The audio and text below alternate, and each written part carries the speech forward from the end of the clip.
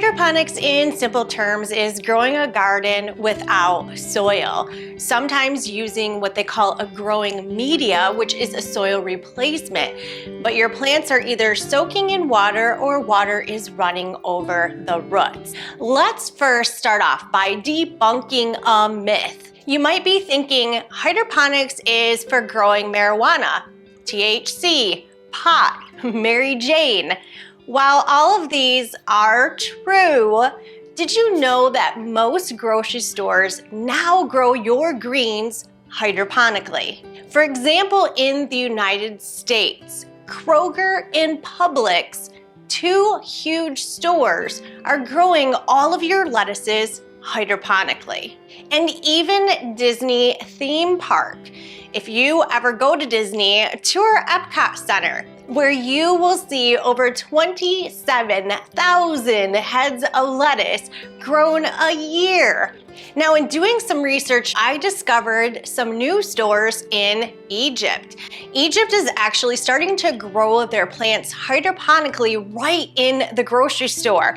So when you walk up to the cooler, you open it and you harvest your lettuce heads right there.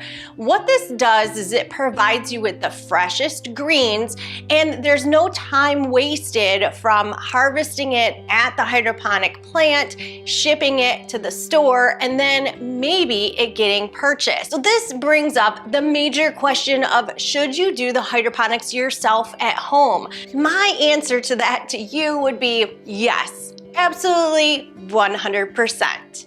With the ever-growing inflation and cost of things at the store, or maybe sometimes you're going to the store and they're totally out, wouldn't it make more sense to walk across your dining room and grab something fresh, from any of the greens to herbs to tomatoes, you name it, you can grow it hydroponically in your home. Many of you may be wondering if you have the space available. You're living in an apartment, you're in a condo, you're in a duplex, or maybe you just have a very small house.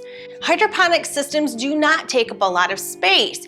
You can start with a small tabletop sized garden and you can put it right in your kitchen or find a little corner in a room.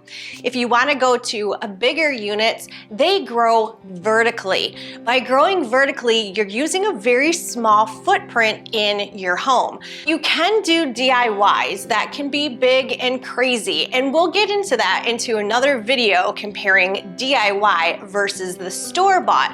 But my personal recommendation, getting the preset kits that come with everything that you need and you can just set it up and learn if it's going to be for you, I think it's the perfect place to start. Hydroponically growing actually uses a lot less water. If you do have a spot outside and you're doing outside gardening, you might be doing raised beds, or like I do the big cattle panel trellis gardens, but you're gonna be running a hose all the time.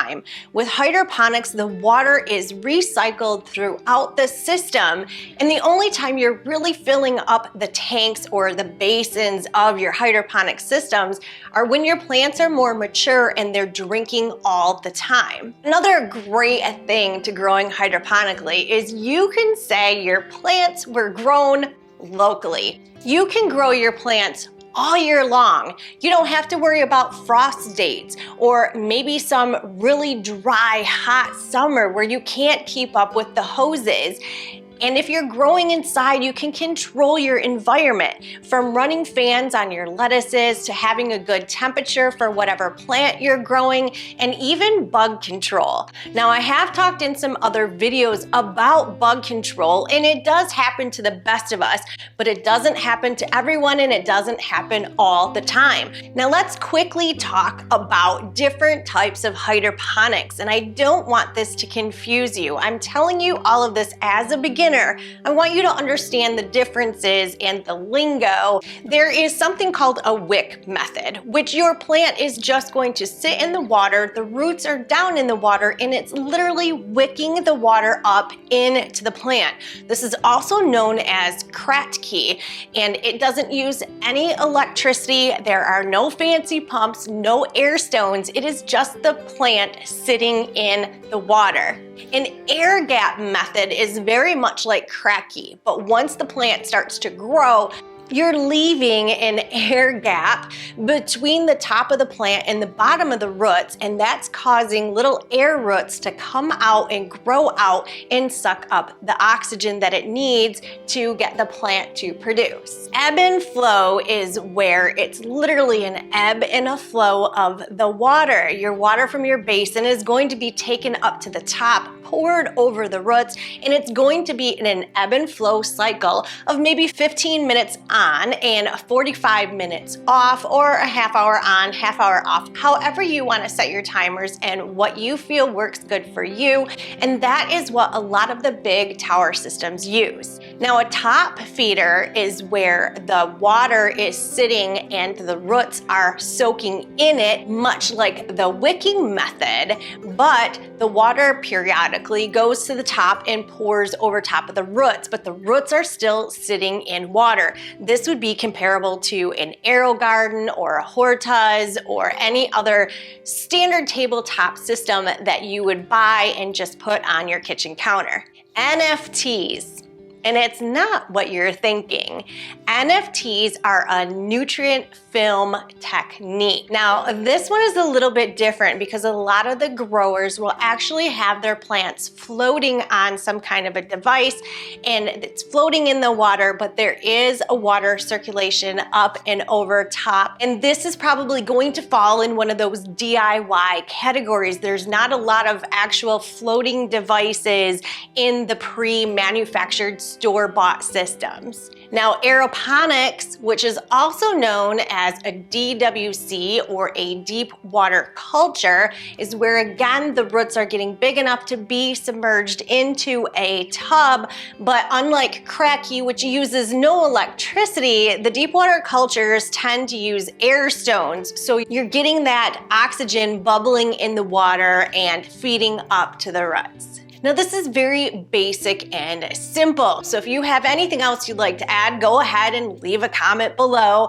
but I'm trying to do this as easy as possible and as best understood for beginners, because I want to encourage you to make that decision to start doing hydroponics today. So my personal opinion with all of this is, if you really want to try hydroponics, go out and buy yourself a little system. They come with everything. Don't let anyone fool you that DIY is just a tub and some water. This is my cabinet after 2 years. I have purchased a lot, I have tested a lot, but one thing to know is that your water is not just water. You're supplementing your water with nutrients. There's a lot of different nutrients on the market, and we will get into that into a later video. If you want to become a part of my lettuce head community, make sure you subscribe and hit the notification bell so you see when those other videos are released. Now, once you've played around with hydroponics and you're doing the smaller units and you think, I'm all in, I'm gonna go big and big and bigger, like me, there are lots of different systems on the market. I'm not here on this channel to tell you that one is 100% better than the other. I do have my favorites, but that's not to say I'm never gonna try another one.